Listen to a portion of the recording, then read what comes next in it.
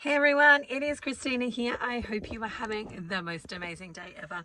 I have been a little bit AWOL, missing in action. Now, you might be able to tell why that is. Essentially, my fabulous family gave me some laryngitis. And so I have not really had a voice for the last couple of weeks. So I've been probably unwell now for... It'll be coming up to 3 weeks in a couple of days.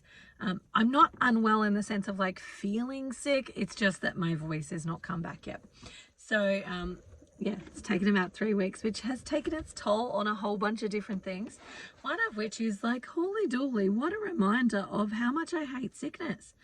Like it was so frustrating. I had to cancel some of my my patients because they wouldn't have been able to hear me because my voice was like this and I couldn't talk at all. And so I had to cancel some of my patients because they couldn't hear me. And then have worked through kind of this voice being a bit funny for the last week or so. But man, I was writing this to my best friend. I was saying that sickness is really frustrating because I was too sick to talk and actually do my work. But also like mentally, like I was just a little bit cloudy and foggy and a little bit slower than I normally am. And so I wasn't able to do the stuff that I would normally do from that perspective. But then also I couldn't even focus on things like writing my book. I couldn't focus on and put my attention on because like my brain was a bit foggy. And so I couldn't just do behind the scenes work even. And then I'm like, well, it must be Netflix time. I didn't even feel like watching Netflix because I was feeling lousy. So sickness sucks. I totally hate it. And as someone with a strong constitution, it was certainly a good reminder to me about why I should do the things that I know I need to do. Now, in saying that, I want to say that I actually had got a little bit cocky, which was kind of why I got sick in the first place. So I have not been sick for like 12 months at all. Like I have had a kidney infection, and that's because of an operation that I had with my baby. So with that birth, they had to repair my bladder, and that just gives me kidney reflux from time to time. And I have to be on top of making sure that I'm drinking enough water and, you know, emptying my bladder and stuff like that. And sometimes as a busy mom, especially camping and the toilet is a long way away, sometimes that gets out of control, and I've not done what I need to do to look after that. But that's really the only sickness that I've actually had over the last 12 months. I have had a couple of times where I was about to get sick. So for example, I had a little like, you know, sore throat for like, I feel like my throat's getting a little bit sore.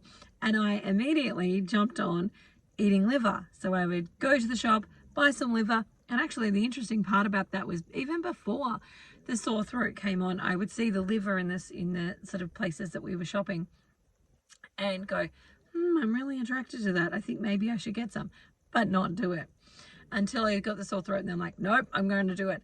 So I would buy the liver and then I would cook it and then I would just eat it until it was metallic. And I was like, can't have any more until I reached that point of like, absolutely cannot make myself have any more of this. And then I would stop and, you know, wake up the next day, good as gold, no issues, no sickness developed, etc., etc.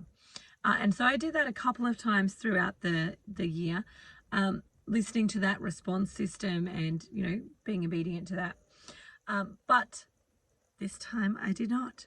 Anyway, so I'd been going so well though. Like my kids have had colds, they've had flus, they've had gastro, where every single one of them had a turn of vomiting, like literally right through their tents. And they were drinking out of my water bottle. I did not get gastro. So I was like, bulletproof baby. And I got a little bit cocky. And so with this one, they were sick. And I did get a little bit of a sore throat, but I just kind of ignored it and pushed through going, yeah, I'm not going to get sick. Like, you know, I'm bulletproof. I'm not getting sick over here. And I haven't had liver for a while. And so lo and behold, and I got sick. And mental note to myself not to get cocky and to actually eat the liver. So that's kind of where I'm at the moment, is that I'm still, like, my voice is still recovering. It's not completely there yet. I have a ton of videos that I want to put out, so keep an eye out for those because they'll be coming your way soon. But for now, know that I'm okay. I'm doing well. I'm actually doing an alternate day sardine fast at the moment. So today is day 1. I'm hoping to get some really good results this week and to kick off my weight loss a little bit more. Yeah, so that's kind of where I'm at. That's what I'm doing. I'm still over here doing carnivore. Just have been a little bit quiet because I have been unwell. But now I'm kind of getting back on track. I've got so many things to do. So, like, for example, I had about a week where I was feeling lousy, but then after that, it's like been a week and so on, that my voice has not been great. So I haven't been doing videos for that. But I've got so much to talk about. And that's the thing that was hilarious as well. Was like the moment that I've got loads of stuff to say, I can't say any of it. So I am going to come and do a video on DHEA and how to improve that naturally, because that's a big one. I do also have a video to come out on sugar addictions and carb addictions, because I am absolutely an addict.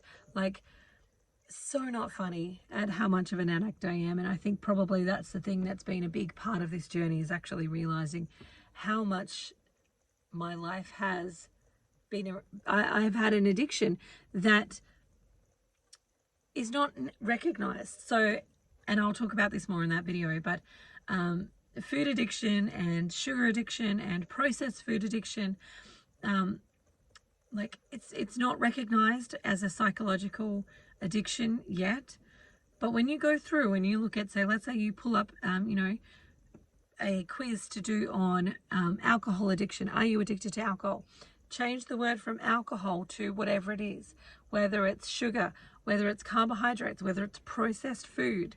Change that word and start to see how much of that you get back as, yes, you're an addict, because it might actually surprise you. Like for me, when I look into it and I've delved into like addictions and the cycle of addictions, and you know, even looking at Alcoholics Anonymous and Al-Anon, which is like for the families, Al-Anon, sorry, which is for the families, and seeing how much of that resembles me, as what's happened over my life and what's socially acceptable, because food is and sugar is socially acceptable, to medicate yourself with those, it's rarely even drawn upon. Like, people don't understand what's really actually happening from a brain front and an addictive front.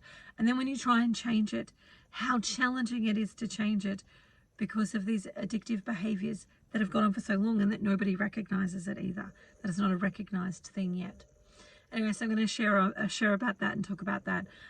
So there's lots for me to say, but just for now, I'm fine. I'm doing well. And sardines. Yay! All right, bye guys, and I'll talk to you again soon. See you later.